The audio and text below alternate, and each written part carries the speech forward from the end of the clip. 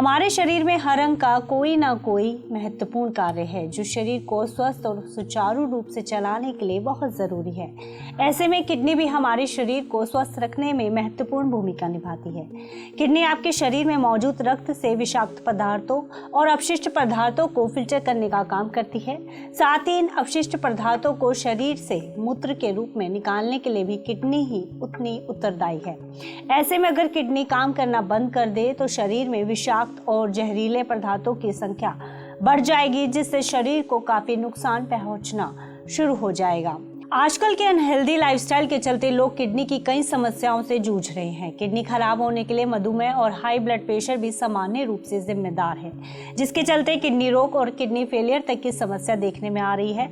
ऐसे में जब किडनी अपना काम करना बंद कर देती है तो डायलिसिस की मदद से खून को साफ किया जाता है और अपशिष्ट पदार्थों को शरीर से बाहर निकाला जाता है।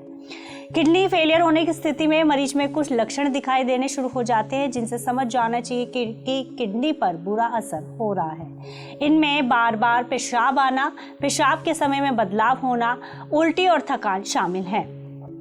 किडनी फेलियर की स्थिति में मरीज का डायलिसिस किया जाता है। दरअसल डायलिसिस उन मरीजों के लिए एक उपचार है जिनकी किडनी खराब हो रही है। डायलिसिस के दो प्रकार हैं, हेमोडायलिसिस और पेरिटोनियल डायलिसिस। जिन लोगों को किडनी फेलियर या लास्ट स्टेज की किडनी की बीमारी ESRD है, उन मरीजों को डायलिसिस की आवश्यकता पड़ती है। किन्हीं कारणों से चोट लगने और हाई ब्लड प्रेशर और डायबिटीज और ल्यूपस जैसी स्थितियों से किडनी को नुकसान पहुंच सकता है, जिससे किडनी की बीमारी हो सकती है। ऐसे ही कुछ अन्य लोगों को बिना किसी ज्ञात कारण के भी किडनी की समस्या हो जाती है। ऐसी स्थिति में किडनी अपने सामान्य कार्य का लगभग 10 से 15% ही काम कर पाती है। ऐसे में मरीज को जीवित रहने के लिए डायलिसिस या किडनी ट्रांसप्लांट की जरूरत पड़ती है। ट्रांसप्लांट सही डोनर मिलने की स्थिति में ही किया जाता है। ऐसे में मरीज के पास सिर्फ और सिर्फ डायलिसिस का विकल्प बचता है। हर मरीज में डायलिसिस करवाने का समय अंतराल अलग अलग हो सकता है। इसमें मशीनों द्वारा शरीर का खून साफ किया जाता है और अपशिष्ट पदार्थों को खून से अलग किया जाता है।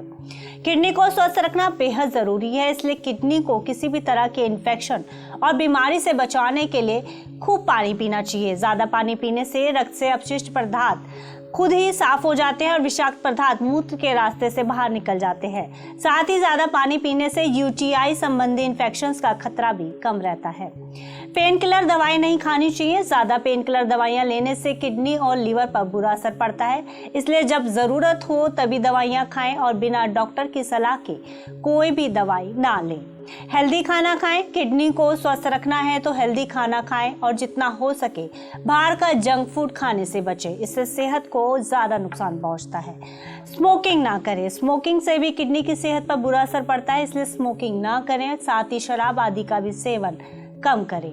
रोजाना वॉक करें। अगर आप अपनी किडनी को स्वस्थ रखना चाहते हैं तो रोजाना आधे घंटे की ब्रिस्क वॉक जरूर करें और योगा मेडिटेशन भी आप कर सकते हैं। स्ट्रेस ना लें। किडनी को स्वस्थ रखने में स्ट्रेस मैनेज करना भी उतना ही जरूरी है, इसलिए स्ट्रेस ना लें और योगा और मेडिटेशन से स्ट्रेस को मेंटेन करें।